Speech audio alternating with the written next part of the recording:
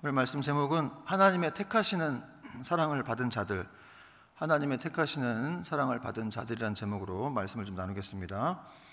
여러분, 새벽 예배는 매일 성경에 따라 진행이 되고 있는데요, 오늘부터는 데살로니가 전서를 살펴보도록 하겠습니다. 여러분, 데살로니가 교회는 이 바울이 그 제2차 전도 여행 중에 유럽의 첫 전도지였던 그 빌립보 교회를 세우고 두 번째로 개척을 한 교회입니다. 그리고 이 서신은 바울이 베레아와 아덴을 거쳐서 이 고린도에 들어갔는데요, 이 베레아하고 이제 아덴, 이 고린도는 바울이 다 교회를 개척한 곳인데 왜 고린도까지 갔냐면 이 유대인들의 핍박이 심해서 이제 거기까지 갔습니다.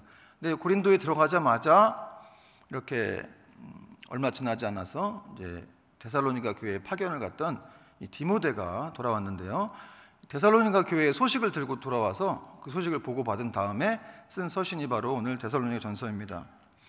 이 데살로니가서는 내용적으로 크게 1장부터 3장 그리고 4장과 5장의 두 부분으로 양분이 되는데요, 먼저 1장부터 3장은 도입부를 포함해서 이 데살로니가 교회에 대한 칭찬과 감사의 내용을 다루고 있는데, 감사의 이유는 데살로니가 교회가 환난에도 불구하고 계속해서 믿음과 사랑을 유지하고 있었다는 그런 소문 때문이었습니다.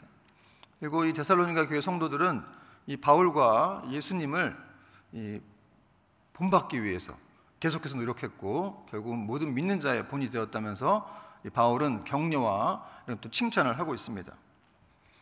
그럼 먼저 오늘 말씀 1절을 보시면 이렇게 시작을 하고 있는데요, 1절 말씀 같이 한번 다시 읽어보겠습니다. 시작.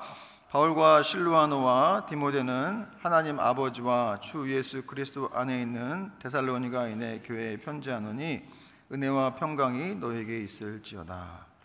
그럼 바울은 먼저 데살로니가 이 교회 성도들에게 문안 인사를 하고 있죠. 너에게 은혜와 평강이 있으라 이렇게 얘기하면서 이 데살로니가 교회를 특징 짓는 어떤 표현들을 말해주고 있는데요, 그것은 바로 이런 구절이었어요. 하나님 아버지와 주 예수 그리스도 안에 있는 자들의 교회. 여러분, 이 말씀은, 이런 표현은 이 데살로니가 교회가 하나님과 예수님과 그 존재가 무관하지 않다는 것을, 그 교회의 존재가 이런 예수님과의 관계가 무관하지 않다는 것을 보여주고 있죠. 한마디로 하나님과 예수님과 이 데살로니가 교회 성도들이 연관되어 있다, 이런 것들을 말하고 있습니다. 또 이 말씀은 이 데살로니가 교회가 하나님과 예수님의 그런 아름다움을 선명하게 드러내고 있다라는 뜻을 가지고 있기도 합니다.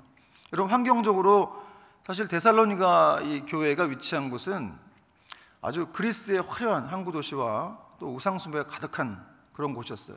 그리고 이 로마의 간선도로인 그 이그나티아라고 하는 이 아시아까지 뻗어 있는 이런 큰 도로가 뚫려 있는 그런 것이 통과하고 있는 그런 교통의 중심지로서 아주 상업으로도 활성이 되었고 그런 큰 도시였습니다.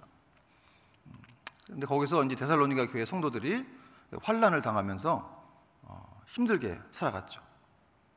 근데 여러분, 생각해 보면 세상적으로는 그렇지만 영적으로는 그렇지 않다는 것이죠. 오늘 말씀처럼 영적으로는 사실은 이들이 세상에 포위되어 있는 것이 아니라 사실은 하나님과 그리스도 안에 이들이 들어가 있었다, 이들이 보호를 받고 있었다, 이렇게 오늘 성경은 말씀하고 있다는 겁니다. 그러므로 여러분, 하나님께서는 이 땅에 있는 모든 성도들의 공동체를 이렇게 품 안에 품고 보호하고 계십니다.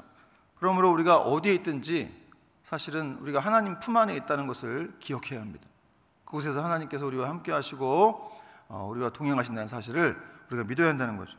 그러므로 여러분, 여러분 교회는 성도라고 할 수 있죠. 여러분, 교회의 소재지는 바로 하나님 아니다, 그리스도 아니다 라는 것들을 오늘 말씀하고 있다는 겁니다. 또 2절에서 바울은 이 데살로니가 교인들로 인해서 이렇게 감사하고 있다, 하나님께 감사한다, 이런 말씀을 하고 있는데요, 2절 말씀 같이 한번 읽어보겠습니다. 2절 시작. 항상 하나님께 감사하며 기도할 때에 너희를 기억함은. 여러분, 바울은 항상 하나님께 감사를 드렸어요. 데살로니가 전서를 쭉 살펴보시면 알겠지만 2장 13절에도 이렇게 되어 있습니다. 이러므로 우리가 하나님께 끊임없이 감사한다. 또 3장 9절에도 너희를 위하여 능히 어떠한 감사로 하나님께 보답할까. 바울은 늘 시선이 하나님께로 향해 있었죠. 그분께 감사했습니다. 그러므로 여러분, 우리도 항상 감사하는 게 중요하겠죠.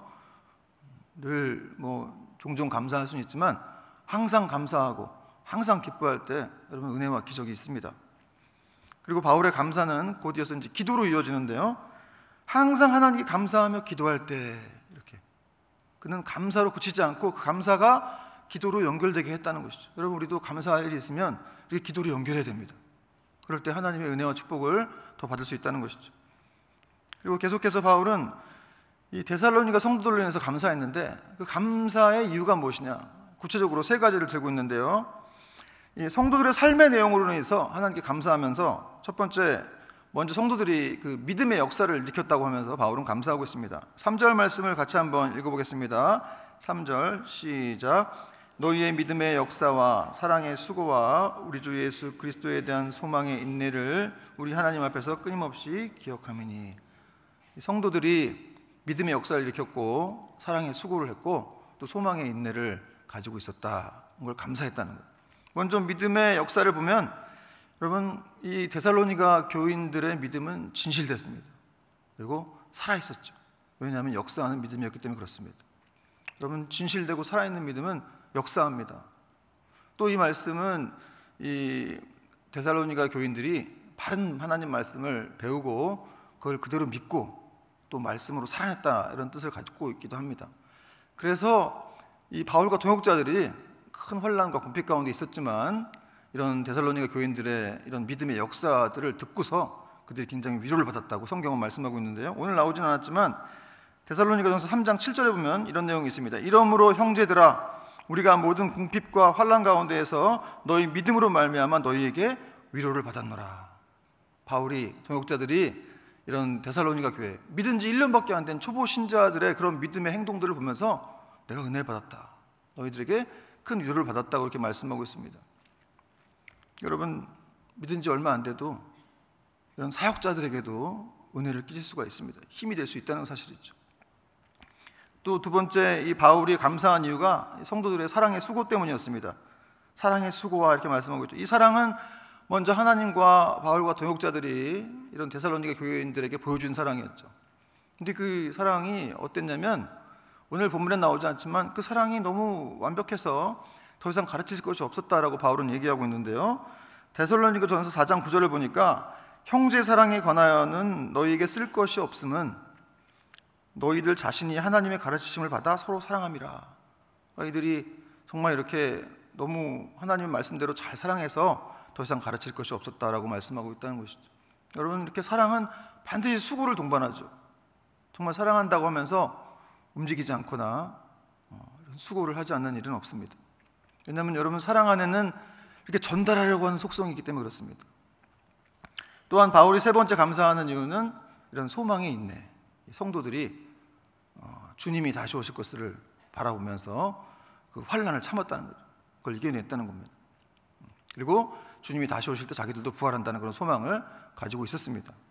그리고 바울은 이제 4절에서 이러한 은혜들이 흘러나오는 이 근원이 무엇이냐?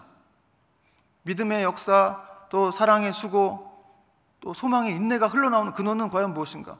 바로 하나님의 택하시는 사랑이었다라고 성경은 또 바울은 말씀하고 있습니다.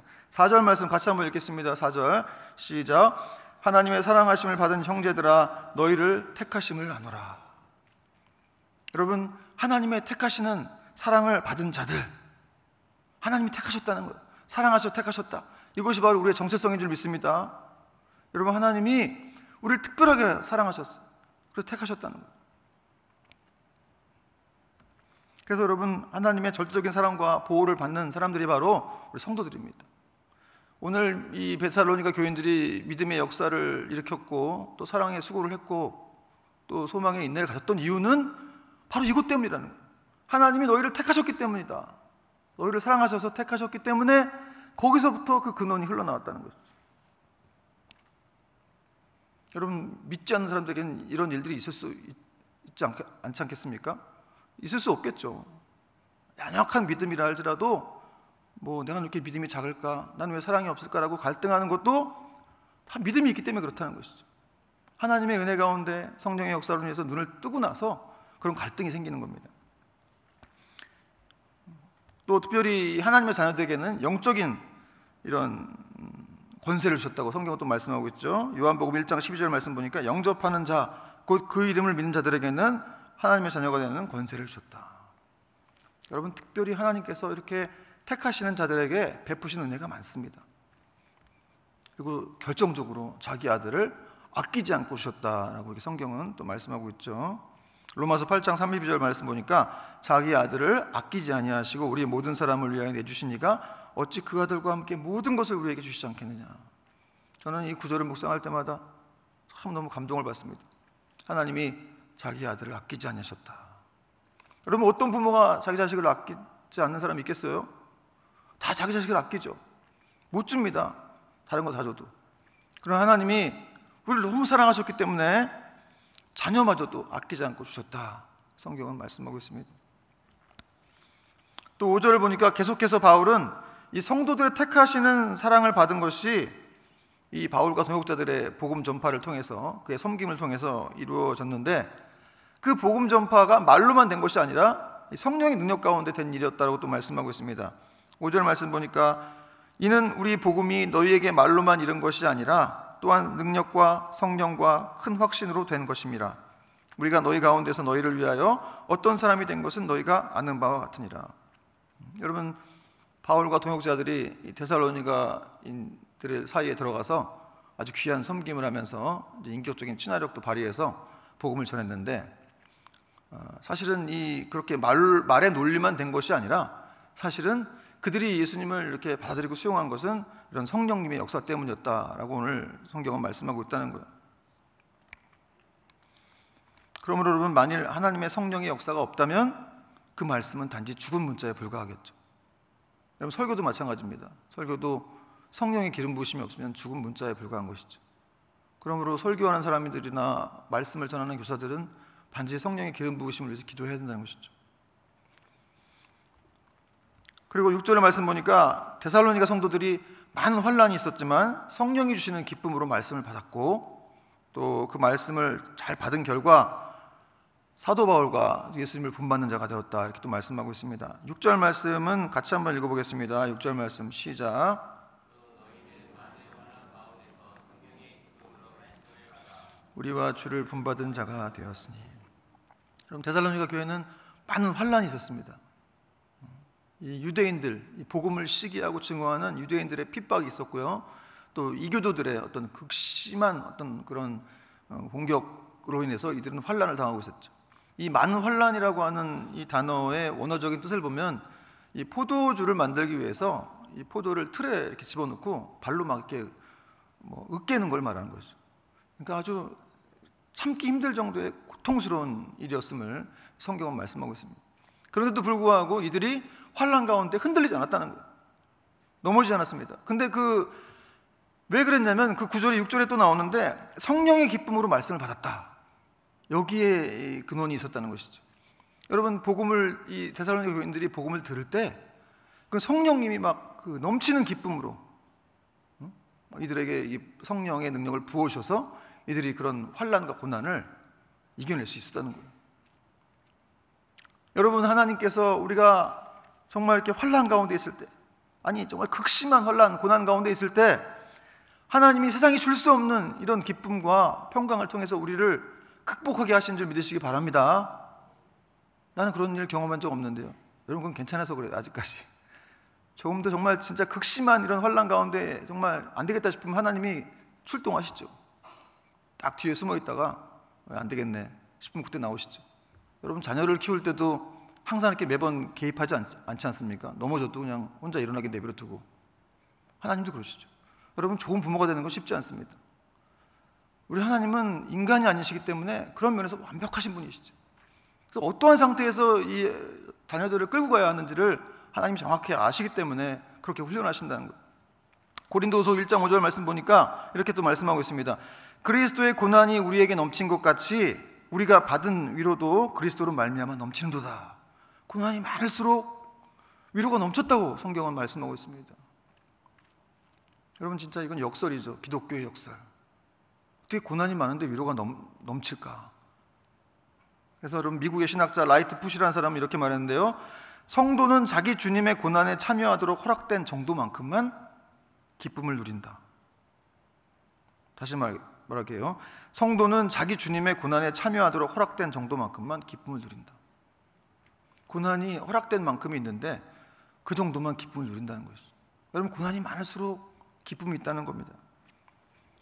또 오늘 데살로니가 성도들은 이 핍박 속에서도 성령의 기쁨으로 말씀을 받고 또 바울과 예수님을 따라 살았고 결국 그들은 모든 믿는 자들의 본이 되었다. 이렇게 성경은 말씀하고 있습니다. 7절 말씀.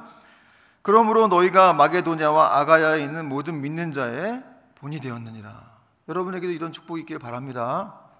여러분, 이 본이란 말은 뭐 주조틀 같은 거예요. 어떤 이런 재료를 넣어서 주조틀에 넣으면 어떤 형상이 나오지 않겠습니까? 찍혀서. 그런 형상과 같이 이 데살로니가 교회 성도들이 다른 사람들의 이런 주조틀, 모델과 같은 사람들이 되었다는 것이죠. 그래서 8절에도 그들이 결국 어느새 다른 성도들에게 모델이 되었고 이런 선한 영향을 끼치게 되었다. 그러자 주의 말씀, 곧 복음이 널리 전파되게 되었고 그들에 대한 믿음의 소문이 각처에 퍼지게 되었다. 이렇게 또 말씀하고 있습니다. 8절 말씀은 같이 읽겠습니다. 8절 시작. 주의 말씀이 너희에게로부터 마게도냐와 아가야에만 들릴 뿐 아니라 하나님을 향하는 너희 믿음의 소문이 각처에 퍼졌으므로 우리는 아무 말도 할 것이 없노라. 이 마게도냐와 아가야는 그리스 전 지역을 말하는 거거든요. 여러분, 믿은 지 1년도 안 된 사람들이 그 믿음의 소문이 그리스 전 지역으로 다 퍼졌다는 거예요. 근데 이 사람들이 뭐 이렇게 일부러 뭐 의도적으로 뭔가 다른 사람들이 모범이 되려고 했던 건 아니었고 그냥 바울을 본받았어요. 그 동역자들을 본받았고 예수님을 본받았어요. 그렇게 살았더니 어느새 자기도 모르게 자연스럽게 모든 믿는 자들의 본이 되었다. 성경은 말씀하고 있다. 여러분, 신앙은 본받는 겁니다. 본받는 거예요. 본을 보여주는 것이고 본을 받는 거예요. 어떻게 살아야 되는지 모르겠다. 여러분, 우리 앞서간 신앙의 선배들을 보고 따라 살면 됩니다. 그런 사람도 없으면 예수님 보고 살면 되겠죠. 그리고 마지막으로 이제 각처에 퍼진 이 데살로니가 교인들의 믿음의 열매가 이런 것이었다고 이제 9절과 10절은 말씀하고 있는데요. 9절과 10절 말씀 같이 한번 읽어보겠습니다. 시작. 그들이 우리에 대하여 스스로 말하기를 우리가 어떻게 우상을 버리고 하나님께로 돌아와서 살아계시고 참되신 하나님을 섬기는지와 10절 또 죽은 자들 가운데에서 다시 살리시는 그의 아들이 하늘로부터 강림하실 것을 너희가 어떻게 기다리는지를 말하니 이는 장래의 노하심에서 우리를 건지시는 예수니라. 좀 말이 어려운데요. 이 9절에 나오는 그들은 이 누가 시키지도 않았는데 이 데살로니가 교인들에게 감동을 받아가지고 각처에 가서 막 말을 퍼뜨린 사람들이 있었어요. 그 사람들을 말합니다. 근데 그 사람들이 뭐라고 퍼뜨렸냐면 이 데살로니가 교인들이 여러 우상을 섬기다가 그걸 끊어버렸다는 거예요. 그걸 끊어버리고 하나님만 섬기게 되었다. 하나님께만 자기의 인생을 드리게 되었다. 이런 소문을 퍼뜨렸다는 거예요. 그리고 10절에도 이제 또 그의 아들이 하늘로부터 강림하실 것을 너희가 어떻게 기다리는지를 말했다. 이런 말이 나오는데 데살로니가 교인들이 세상적으로 살다가 예수를 믿고 나서 이제는 하나님의 아들이 다시 재림하실 날들만 기다리면서 소망 가운데 기쁨으로 살았다는 것을 말씀하고 있습니다. 그런 것들을 막 퍼뜨렸다는 거예요. 사람들이 각처에 다니면서. 그렇습니다. 여러분, 데살로니가 성도들의 회심은 진짜였습니다. 진정으로 이 사람들은 회심한 것이죠. 여러분, 데살로니가 이 교회 이 지역들이 다 여러 우상들을 섬기는 다신교 사회였죠. 그런데 거기서 모든 우상들을 다 끊고 하나님만 섬기는 일이 있었다는 거예요. 하나님께로만 돌아왔다는 겁니다. 그리고 그들의 소망은 이제 주님이 다시 오실 날만을 기다리며 살아가는, 그것이 기쁨이 된 그런 사람들이 되었다는 것이죠. 여러분, 제가 그 대만 선교를 가는데 이 말씀을 보다가 우상을 다 이렇게 철폐하고 돌아온 사람들의 이야기가 생각났어요. 그 대만에서도 가끔 이렇게 예수님 믿고 나서 그분들이 이렇게 우상을 다 철거하는 일들이 있거든요. 그 중에 이제 제가 아는 그 교회 집사님이신데 지금 왕미녀 집사님이라는 분이 계세요. 이름이 왕미녀신데 좀 이렇게 무섭게 생기긴 하셨는데 이름이 그렇습니다. 근데 이분이 정말 예수님을 안 믿게 생기셨는데 정말 예수님을 믿고 나서 자기 집 4층에 있는 그런 그 우상들을 다 이렇게 철거하셨어요. 그날 저희가 선교 간 날 그걸 결정하셔가지고 저희가 선교 간 날 제가 그 짐 다 치우고 그랬는데 굉장히 막 더운 날 막 엘리베이터도 없이 4층을 오르락내리락 하면서 힘들었지만 큰 감동이 있더라고요. 여러분, 대만 사회에서도 사실 이렇게 다 집집마다 이렇게 우상이 있고 그런데 그런 우상들을 다 철거하고 하나님만 믿겠다 이렇게 말하는 건 쉽지 않거든요. 근데 그때 또 이제 그 망미녀 집사님의 남편분이 이렇게 몰래 좀 우상을 이렇게 감춰가지고 우리 집사님한테 혼나고, 그런 일도 있었습니다. 하나님만 믿어야지, 지금 뭐 하는 거냐고. 막 집사님이 믿은 지도 얼마 되시지도 않은 분이 그런 얘기를 막 해가지고 저희가 깜짝 놀랐습니다. 이제 그 남편분 얼마 전에 돌아가셨는데, 돌아가시고 난 다음에도 저희가 막 걱정을 했죠. 혹시나 신앙이 얼마 되지 않으셨는데 시험 드시지 않으실까 생각했는데, 제가 남편분 돌아가셔서 괜찮냐 그랬더니 어디 간지 알기 때문에 나는 괜찮다 이런 말을 하더라고요. 너무 감동이 됐습니다. 우리 남편이 어디 있는지 알기 때문에 나는 감사하다. 오늘 제가 이 구절을 묵상하면서 정말 하나님께로 돌아온 사람들, 우상을 다 철거하고 오직 하나님만을 섬기는 사람들을 생각했습니다. 여러분, 데살로니가 교인들이 그랬다는 것이죠. 이들의 회심은 진짜였다는 거예요. 그래서 그 소문이 각처에 퍼지게 됐다는 것이죠. 여러분, 말씀의 결론을 맺겠는데요, 여러분, 오늘 초두에 살펴봤지만 하나님은 지상에 있는 모든 신자들의 공동체를 이렇게 품에 품고 보호하시는 분이십니다. 데살로니가 교회가 비록 세상 속에 살면서 거대한 물질 문명과 그런 화려한 항구 도시에 있었지만 사실은 그들을 둘러싸고 있는 것이 그 세상이 아니라 하나님과 그리스도 아니었다는 것이죠. 여러분, 믿으십니까? 우리도 마찬가지예요. 우리가 세상 속에 살고 있지만 세상이 너무 거대해 보이죠. 지금도 여러분 예배 드리고 나가면 세상이 너무 거대해 보일 거예요. 나는 이렇게 작아 보이나, 나는 이렇게 초라해 보이나 생각할 수 있겠죠. 하나님도 작아 보이고. 그러나 그렇지 않다는 것이죠. 우리가 바로 그리스도 안에 있다는 거예요. 교회와 성도는 그 소재지는 바로 하나님의 안이라는 것입니다. 또 하나, 복음은 삶의 방식을 변화시키고 이 성품과 태도 등 모든 걸 바꿉니다. 여러분, 복음은 능력이에요. 그래서 정말 복음이 들어가면 바뀌는 거죠. 폭발력이 있습니다. 데살로니가 성도들은 이 복음을 듣고 새롭게 변화가 되었다는 것이죠. 그래서 믿은 지 1년도 안 된 초보 신자들이었지만 그들에게는 진실된 믿음의 역사가 있었고 사랑의 수고가 있었습니다. 소망의 인내가 있었다는 것이죠. 자기 소망이 바뀐 거예요. 그동안은 세상적인 소망을 갖고 살다가 이제는 그리스도만을 소망하는 그런 사람들로 변화되었다는 것이죠. 여러분, 우리는 어떻습니까? 우리는 지금 어떤 것을 소망하고 살고 있나요? 여러분, 우리가 정말 이렇게 주의 길을 따라가고 또 이렇게 주의 말씀만 붙들고 살다 보면 어려운 일이 발생할 수 있죠. 데살로니가 교회 성도들처럼 극심한 환난 속에 들어갈 수도 있습니다. 이들은 사회의 인정과 안정을 다 포기했거든요. 그럼에도 불구하고 그들은 기뻐하며 살았어요. 왜냐하면 성령님이 함께 하시면서 그 능력으로 이들을 붙잡으셨기 때문에 그렇습니다. 여러분, 우리 인생은 홀로 가는 길이 아닙니다. 성령께서 우리와 함께 하십니다. 그래서 이 어려운 일들을 가능하게 할 수 있다는 사실입니다.